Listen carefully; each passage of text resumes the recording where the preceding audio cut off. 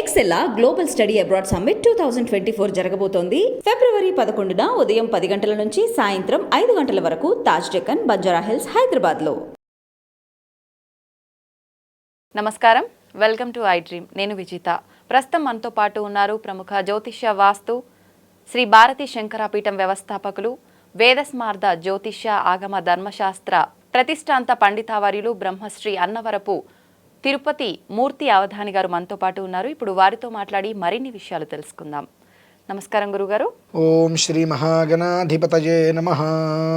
గురుగారు, మనకి మాఘమాసంలో వసంత పంచమి రాబోతుంది కదా గురుగారు. అయితే ప్రత్యేకించి వసంత పంచమికి ఏదైనా విశిష్టత ఉందా గురుగారు? అలాగే ఆ రోజు మనం పాటించాల్సిన విధి విధానాలు ఏ విధంగా ఉండాలి గురుగారు? ఓం ప్రణో దేవీ సరస్వతీ వాజేభిర్వాజినీవతీ ధీనామ విత్రియవతు శ్రీ మహాసరస్వత్యై నమో నమః. వసంత పంచమి సరస్వతి అమ్మవారికి చాలా ప్రీతికరమైనటువంటి రోజు. దీని గురించి మనం చెప్పుకోవాలంటే కొంతకాలం వెనక్కి కూడా వెళ్దామమ్మా. ఓకే గురుగారు. వసంత పంచమి అనేటువంటిది తిథివార నక్షత్రాలతోటి సంబంధం లేకుండా అక్షరాభ్యాసానికి యోగ్యకరమైనటువంటిది ఎవరికైనా. మనకు ఈ నవరాత్రులు వస్తూ ఉంటాయి ప్రతి సంవత్సరము, దేవి నవరాత్రులు ఆశ్వీజ మాసంలో వచ్చినప్పుడు, మూలా నక్షత్రం వచ్చినప్పుడు మన వాళ్ళందరూ కూడా పొలోమని వెళ్ళిపోయి అక్షరాభ్యాసాలు చేస్తూ ఉంటారు. అక్షరాభ్యాసం అనేటువంటిది ఉత్తరాయణమే శ్రేయోదాయకం. ఇది ఉత్తరాయణం. దక్షిణాయనంలో మనం అక్షరాభ్యాసం చేశాము అంటే వాళ్ళ చదువు కూడా అలానే ఉంటుందండి. ఎన్నిసార్లు చెప్పినప్పటికీ కూడా అర్థం చేసుకోలేరు. మూలా నక్షత్రము అంటే అమ్మవారికి ఆరాధన చెయ్యండి చక్కగా అనేటువంటిది మినహాయిస్తే పిల్లల్ని కూర్చోబెట్టి అక్షరాభ్యాసం చేయడానికి ఏమాత్రమే కూడా అర్హత లేనటువంటిది. అప్పుడు అది పూర్తిగా అర్హత కలిగినటువంటిది వసంత పంచమి. రేపు ఫిబ్రవరి 14 వసంత పంచమి. అది చాలా అంటే చాలా యోగ్యకరమైనది. ఎంతమంది దాన్ని విశ్లేషిస్తున్నారు, అనుసరిస్తున్నారు అంటే చాలా తక్కువ మంది. మూలా నక్షత్రం రోజు నాడు సరస్వతి అమ్మవారి అలంకారం వేసినప్పుడు ఉన్నటువంటి విశేషం దీనికి తీసేశారు. ఎందుకంటే రాను రాను రోజు రోజుకి ఏమొస్తుందంటే హైందవ సంస్కృతిలో సనాతనంగా మనకు చెప్పబడి ఉన్నటువంటి ఈ యొక్క పండగలు కానీ ముఖ్యమైన పుణ్యతిథులు ఏవైతే ఉన్నాయో వాటిని మార్చేస్తున్నారు. ఎందుకు మార్చేస్తున్నారు? వాళ్ళకి అనుసంధానంగా ఉన్నట్టుగా. అంటే ఇష్టమైనట్టుగా మాట్లాడితే మావాడే రా అంటారు, కొంచెం తేడాగా మాట్లాడితే వాడు పక్కవాడు రా అంటాడు. అంటే మనకు నచ్చినట్టుగా చేయాలి అనేటువంటి స్థితికి ప్రతిదీ తెచ్చేసుకుంటున్నారు. కనుక జీవితంలో బాగుండాలి, పిల్లలు ఎదుగుదల విషయంలో ఎప్పుడూ కూడా ఇబ్బందులు లేకుండా, చదువు అనేటువంటిది విఘ్నం అనేటువంటిది లేకుండా జీవితం ప్రశాంతంగా నడవాలి అంటే వసంత పంచమి రోజు నాడు అక్షరాభ్యాసం చేయించడం ఒకటి. 2, ఇది గుళ్ళో చేయించాలా, బాసరెళ్ళాలా, ఎక్కడ చేయించాలి? నీ ఇల్లు నీకు గుడి కాదా? నేనైతే అదే అడుగుతా. నువ్వు ఇంట్లో ఉంటున్నావు, ఆ ఇల్లు నీకు నీడనిచ్చింది, అన్నం పెడుతుంది, నీకు ఉద్యోగాన్ని ఇచ్చింది, కుటుంబానికి రక్షణ ఇచ్చింది అంటే నీ ఇల్లు నీకు దేవాలయం కాదా? దేహో దేవాలయ ప్రోక్తో జీవో దేవ సనాతన. నీ లోపల ఉన్నటువంటి దేవుని నువ్వు చూసుకోలేకపోతున్నావు, నీ ఇంటిని నువ్వు ఒక దేవాలయంలాగా నువ్వు భావించుకోలేకపోతున్నావు. ఎక్కడో గుళ్ళోకి వెళ్ళి నేను పూజ చేస్తా అంటే నీకేం ఉపయోగం వస్తుంది? ఆలోచించుకోవాల్సింది. మనల్ని మనము ఏది కరెక్టు. గుళ్ళోకి వెళ్తున్నాం, పోనీ ఆ గుళ్ళో ఆ రోజు నాడు మీ ఒక్కరే అక్షరాభ్యాసమా? కొన్ని లక్షల మంది వస్తున్నారు. ఈ కొన్ని లక్షల మంది కూర్చున్నప్పుడు ఆ గణపతి పూజ, ఆ సరస్వతి పూజ అవన్నీ ఆ గంటల సేపు జరుగుతున్నాయా? లేవు. కూర్చున్నంతసేపు కూడా అక్కడ అక్షరాభ్యాసం అంటే ఏంటంటే జీవితంలో ప్రధానమైనవి 2. ఒకటి నామకరణ, 2 అక్షరాభ్యాసం. సభా సకల సత్పురుష మధ్యే నామ ప్రకటన సిద్ధి అర్థం అని చెప్పి నామకరణ చేయాలి. అక్షరాభ్యాసం కూడా విధానాలు ఉన్నాయి. ఈ రెండిట్లలో మనం కనుక ఏమాత్రం దోషాలు చేసినా వారి జీవితం మీద, తన యొక్క పేరు ప్రతిష్టల మీద, అతని జీవితం మీద మచ్చేనమ్మా. అది గమనించుకోవాలి. పేరు పెట్టేటువంటి ఏదో పెట్టేస్తూ ఉంటాం. అక్షరాభ్యాసం అంటే రాయం చేస్తుంటాం. కొంతమంది ఏది వాళ్ళకి నచ్చిన రాయం చేస్తుంటారు. ఓకే, దానికి ఒక విధానం చెప్పబడి ఉందిగా. ఎట్నుంచి ఎట్టు రాయాలి కూడా తెలియాలిగా. అవును, ఎట్నుంచి ఎట్టు, అది కూడా మనకు కనీసం త్రిరేఖాన్ లిఖిత్వా ఉత్తర సమాప్తి. అంటే మనం ఇటు కూర్చుంటాం, మనం ఎవరైనా ఇటు గీసేస్తాం గీతలు, అవును. ఇక్కడి నుంచి ఇటు గీయాలమ్మా. ఓకే. అంటే ఉత్తరానికి సమాప్తి ఉండాలి ఎప్పుడు. ఓకే. దక్షిణం అంటే ఎండింగ్ అది. నువ్వు దేవంలోనే అక్షరాభ్యాసమనో ఇంకోటనో మొదలుపెట్టి అక్కడ నువ్వు పేరు రాయించడానికి నువ్వేం చేస్తున్నావు, ఇలా గీసేసావు, అవును, అయిపోయింది, దక్షిణానికి సమాప్తి అయిపోయింది నీకు. ఇంకా ఉత్తరం అనేటువంటిది అది నడుస్తూ సాగుతూ ఉంటుంది. ఇవి కొన్ని కొన్ని తెలుసుకోవాలి.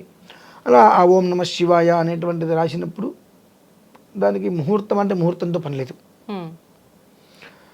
ప్రశాంతమైనటువంటి వాతావరణంలో ఇంట్లో కూర్చొని మనం చేసామా లేదా, ఇంకా యోగ్యత ఉంది ఒక గోశాల, అక్కడ కూర్చొని చేసుకో, అది విశేషమైన ఫలితాన్ని ఇస్తుంది.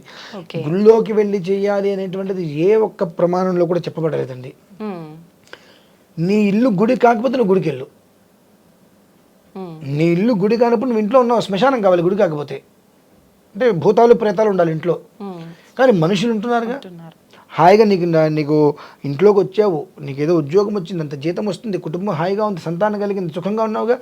ఆ ఇంటిని కాదు అని ఇంకొక చోటుకు నువ్వు ఎక్కడికో వెళ్తానంటే భగవంతుడికి మాత్రం నీ ఎందుకు ప్రేమ ఎందుకు ఉంటుంది. ఇల్లు తీసేద్దాం. దేహో దేవాలయ ప్రోక్తో జీవో దేవ సనాతన. అంటే నీలో ఉన్నటువంటి దేవునికి నువ్వు చూడలేకపోతున్నావుగా. గుళ్ళోకి వెళ్ళి నువ్వేం చేస్తున్నావు, జరగండి జరగండి జరగండి అంటే నీలో ఉన్న దేవుని నువ్వు చూడటానికి కూడా నీకు సెట్ అవ్వట్లా. అటువంటి నేను ఆ గుళ్ళో కూర్చొని చేస్తాను, ఈ గుళ్ళో కూర్చొని చేస్తాను ఉపయోగం లేదండి. నీ ఇంట్లో నువ్వు ప్రశాంతంగా ఎవరి కోసం చేస్తున్నావు అక్షరాభ్యాసం, 10 మంది చూడటానికే లేదు. నీ పిల్లవాడి యొక్క జీవితం కోసం అక్షరాభ్యాసం చేస్తున్నావు. రెండు అక్షరాభ్యాసానికి ఎవరిని పిలవమని కూడా చెప్పలేదండి.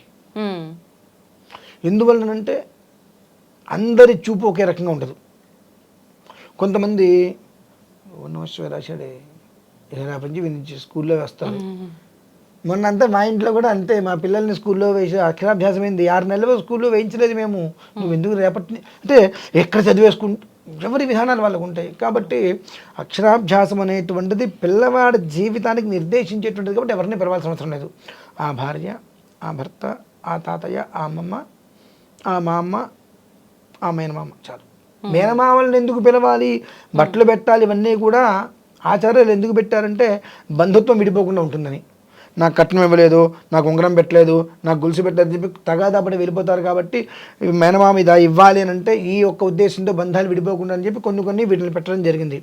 ప్రధానంగా వసంత పంచమి నాడు మనం ఎన్నో అనవసరమైన ప్రక్రియలు చేస్తున్నాం కాబట్టి అనవసరమైంది కాకుండా అవసరమైంది ఏంటంటే నీకు ఏదైతే గృహం ఉందో ఇల్లే వైకుంఠం, కడుపే కైలాసం అది భావించుకో. నీ ఇంట్లో నువ్వు నీ పిల్లవాడిని కూర్చోబెట్టి అక్షరాభ్యాసం చేయి. నేను బాసర వెళ్తా, సరస్వతి అమ్మవారి దగ్గరికి వెళ్తా, భద్రాద్రి వెళ్తా, రాముడి వారి దగ్గరికి వెళ్తా, శ్రీశైలం వెళ్తా, శివుడి దగ్గరికి వెళ్తా. ఎందుకు? నీ ఇంట్లో లేనిది అక్కడెక్కడో ఉంది అనుకుంటే పొరపాటు. పోనీ ఎక్కడికో వెళ్ళి అక్కడ ఉండిపోవట్లేదుగా, మళ్ళీ తిరిగి ఇంటికి వస్తున్నావు. అంటే ఇంతటి దానికి నువ్వు అక్కడ ఎక్కడికో వెళ్తే నీకు మొత్తం ప్రయాణం మీద నువ్వు ధ్యాస ఉంది మినహాయిస్తే నువ్వు చేసేటువంటి దాని మీద ఎక్కడ ఉంది ధ్యాస. కాబట్టి చేసేటువంటిది 10 నిమిషాలు చేసుకున్నా ప్రశాంతంగా నీ ఇంట్లో కూర్చొని నువ్వు చేసుకుంటే ఆ ఫలితం అనేటువంటిది పిల్లవాడికి వస్తుంది. ఎందువల్ల వస్తుంది? నువ్వు ఎక్కడైతే కనుక అక్షరాభ్యాసం చేసావో నువ్వు అక్షరాభ్యాసం నీ ఇంట్లో చేసి చూడు. అతనికి చదువు లేదని చెప్పి జాతకం చూపించి జపాలు తపాలు హోమాలు చేయవలసిన అవసరం ఉండదు. ఓకే. దేవాలయంలో ఎప్పుడైతే నువ్వు చేస్తున్నావో దేవాలయంలో నాతో పాటుగా 10,000 మంది ఉంటారు. అవును. ఈ 10,000 మందికి కూడా ఇక్కడ మనం టికెట్ తీసుకుంటాము, ఆ 10 నిమిషాలు సమయం ఇస్తారు. ఈ 10 నిమిషాల్లో కంప్లీట్ చేసుకోవాలి. అవును. నువ్వు ఓం నమ శివాయ 11 సార్లు కనీసం దిద్దించగలిగేవా? దానికి నివేదన పెట్టవలసింది ఆ పాలో పరమాన్నమో తేనో, అది నివేదన పెట్టగలిగేవా? ఇవన్నీ నీకు అక్కడ జరగట్లా. కాకపోతే నేను గుళ్ళో చేసుకున్నాను, మెంటల్గా ఫిక్స్ అవుతున్నావు. ఇటువంటివి ఎవరికి వారిని అర్థం చేసుకోవాలండి. మనం ప్రత్యేకంగా ఇది ఇలా చెయ్యండి ఇలా అని చెప్పడం కాదు. ఇది మనం చేసేటువంటిది రాంగా రైట్ అనేటువంటిది మనకే అర్థం కావాలి. ఓకే, దాన్ని అనుసరించే వాళ్ళు ముందుకు వెళ్ళాలి. ఇప్పుడు దక్షిణాయనంలో చేస్తున్నారు, మరి ఎంతోమంది మనం చూస్తూ ఉంటాం, గురుగారు పిల్లలు చదువుకోవట్లేదండి, పిల్లలు చదువు రావట్లేదండి, వాడి చదువు మీ శ్రద్ధ రావట్లేదండి, జాతకం చూడండి అంటారు. నాకు కష్టం అనిపిస్తుంది. చేసేదే వెధవ పని. అంటే దేవునిలోనే పిల్లవాడి జీవితం గురించి ఆలోచించేటప్పుడే రాంగ్ స్టెప్ తీసుకుంటాం.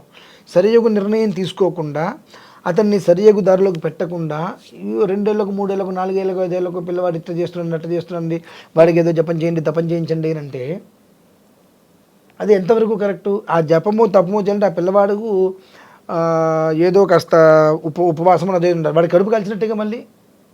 అవును గురుగారు. తద్వారా ఏమవుతుంది, వీళ్ళు ఏదో పూజలు చేస్తున్నారు నాకు ఇంట్లో అన్నం పెట్టట్లేదని చెప్పి దేవుడి మీద కోపం వస్తూ ఉంటుంది. ఇవన్నీ మనమే పిల్లల్లో నేర్పుతున్నాం. కాబట్టి ఉత్తరాయణం అనేటువంటిది సకల శ్రేయోదాయకం అక్షరాభ్యాసంకి. నువ్వు ఏ పని చేయొద్దు, చక్కగా కూర్చోబెట్టి గణపతి పూజ చేసుకో, సరస్వతి అమ్మవారి పూజ చేసుకో, ఓం నమః శివాయ రాయించుకో. పిల్లవాడి జీవితం మాత్రం వెనక్కి తిరిగి చూసుకోవాల్సిన అవసరం లేకుండా ప్రణవ శ్రద్ధ మేధ అవి పెరుగుతాయండి. అవి వస్తే నువ్వు చదువుకోని చెప్పక్కర్లా, అతనికే వచ్చేస్తుంది. అది ఉత్తరాయణమో ఎందుకు ప్రాముఖ్యత దానికి అంటే ఆ ఒక దానికి ఉండేటువంటి శక్తి వైబ్రేషన్ అనేటువంటిది భగవంతుడు 6 నెలలు యోగంలోకి వెళ్తాడు, 6 నెలలు నిలబడి ఉంటారు. ఆ ఆశీర్వచన యోగం అనేటువంటి ఉత్తరాయణంలో ప్రారంభం ఉంటుంది. కాబట్టి పిల్లల జీవితంలో ముందుకు వెళ్ళాలంటే చదువు ప్రధానం. ఆ చదువు కావాలంటే పెద్దల ఆశీర్వచనం కావాలి. ఆశీర్వచనం అందరికన్నా పెద్ద భగవంతుడు, ఆయన నిలబడి ఉంటాడు. కాబట్టి ఇప్పుడు ఆ ఆశీర్వచనం బలం పిల్లలకు వస్తుందండి. అది అక్షరాభ్యాసానికి వసంత పంచమికి ఏం చేయాలనేటువంటి విషయం.